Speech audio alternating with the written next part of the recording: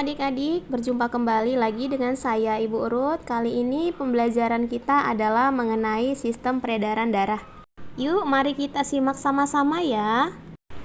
Adapun tujuan pembelajaran yang akan kita capai pada pembelajaran kali ini adalah dengan menggunakan model PJBL, peserta didik diharapkan mampu menyebutkan nama-nama organ yang terlibat dalam sistem peredaran darah, serta mampu mendeskripsikan proses peredaran darah pada manusia. Pernahkah kalian mendengar bunyi seperti tadi? Di manakah biasanya kalian mendengarkan bunyi seperti ini? Ya, ini adalah alat yang namanya elektrokardiogram. Alat ini digunakan untuk merekam ritme detak jantung kita.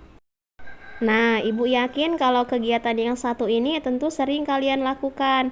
Ya, ini adalah cara yang paling sederhana untuk merasakan denyut nadi kita. Nah, untuk contoh yang terakhir, tentu kalian pernah berdekatan dengan orang yang sedang kamu sukai. Gimana? Jantungnya aman gak? Deg-degan bukan?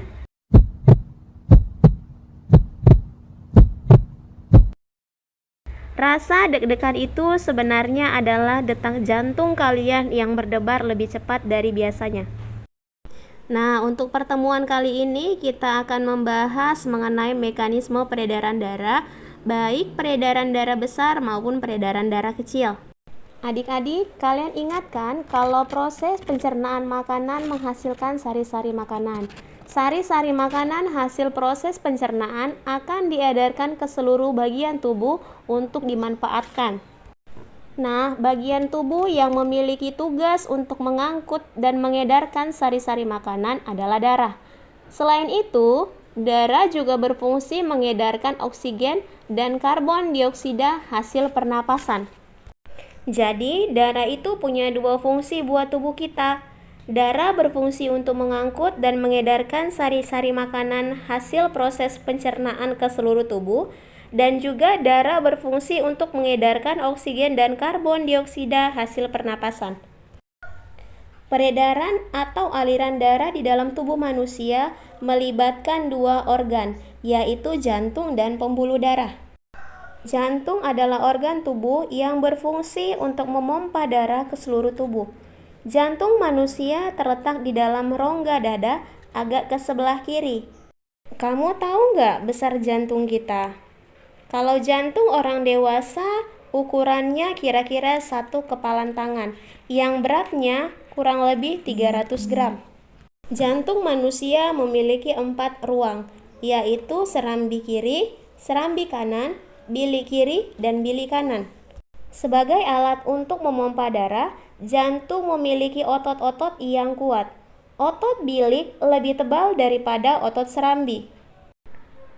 Karena otot bilik fungsinya itu adalah memompa darah keluar dari jantung untuk diedarkan ke seluruh tubuh.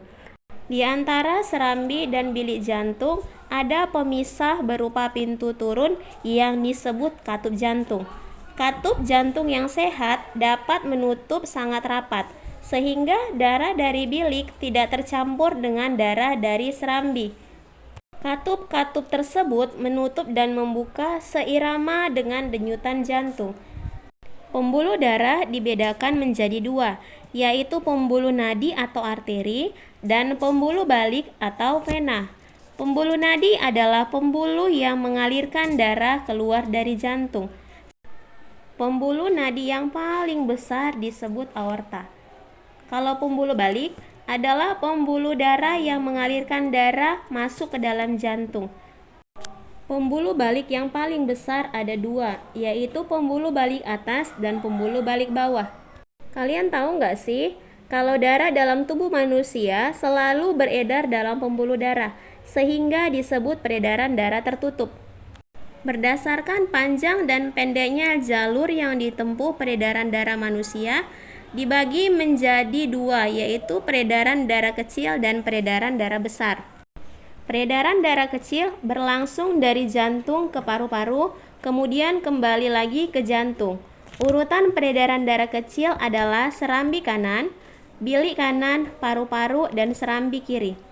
Kalau peredaran darah besar berlangsung dari jantung ke seluruh tubuh, kecuali paru-paru, dan kembali lagi ke jantung. Urutan peredaran darah besar adalah serambi kiri, bilik kiri, seluruh tubuh, dan serambi kanan. Demikianlah pembelajaran untuk hari ini. Terima kasih sudah memperhatikan. Sampai bertemu di video selanjutnya. Semangat!